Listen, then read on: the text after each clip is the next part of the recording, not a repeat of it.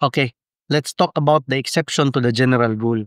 So remember sa atong previous video, atong istoryaan, the general rule is in an action of in personam, any judgment in that action, which is an action in personam, or in that case, is binding only upon the parties properly impleaded and duly heard or given an opportunity to be heard. Kung kinsa tong gi-implead dito, whether ni tingog siya or wala, ni dipinsa siya or wala, for so long as na-implead siya, na-appeal siya itong kasuha, binding na adto ra nila, no? Sila ra. Why labot ang wala ma-appeal atong kasuha? But that is the general rule. That general rule also has an exception. This rule admits of the exception that even a non-party may be bound by the judgment in an ejectment suit. Kung sa may exception, where he or she is any of the following: trespasser, squatter, or agent of the defendant fraudulently occupying the property to frustrate the judgment. So kani siya common kini. Let's just say ni file ta og forcible entry. Ako'y tagiya, John versus Pedro.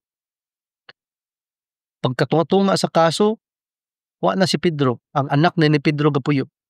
Pagkatunga-tunga sa kaso, pagkahapit na mahuman sa kaso, ang ig-agaw na sa anak ni Pedro gapuyo.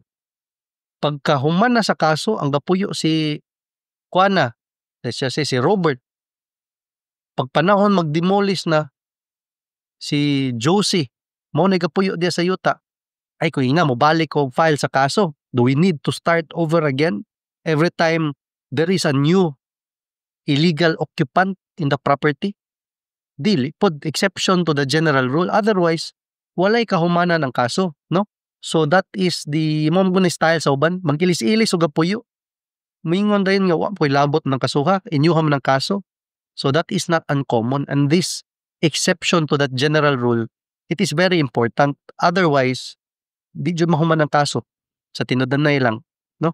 So, squatter or agent of the defendant fraudulently occupying the property to frustrate the judgment. Ma-frustrate pa dyan ka. Hasta ang judgment. Guest or occupant of the premises with the permission of the defendant. Kunwari, ako'y tagyas yuta. Akong gikiya si Pedro. So si Pedro na usang asawa, nanganak ko 20. Si Pedro nakasawang kikaduha, nanganak ko 30.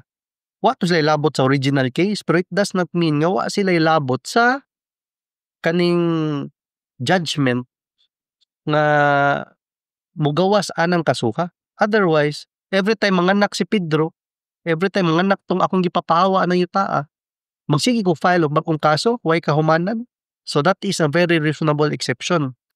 So, transferi pendente lite, pasabutan na kanang ibaligya mintras ka kaso, gihatak mintras na kaso, or let's just say, namatay itong si Pedro kung gikiha. Siyempre, mobalhin sa iyahang mga heredero. So, transferi during the pendency of the case. Transferi pendente lite. Okay. Sablesi, kolesi, i-google na niyo guys. Or member of the family, relative, or privy of the defendant. So, yan, aware ka ba? Diya sa kagapuyo, no? Or katabang, or parente, ipapuyo. Pero okay labot sa original case. In the instant case, the court finds no cogent reason to depart from the findings and conclusions of the first level court as affirmed by the second level court, no? That the respondents are mere intruders or trespassers who do not have a right to possess the subject lots. So ni-agree si Supreme Court sa findings ni first level court and ni second level court. Meaning, wala mo agree si Honorable Supreme Court sa findings ni Court of Appeals. Okay? So thus, this court, referring to the Honorable Supreme Court, adopts the discussion of the first level court on the matter. So on the other hand, the evidence for the defendants showed that they are mere intruders on the lots in question.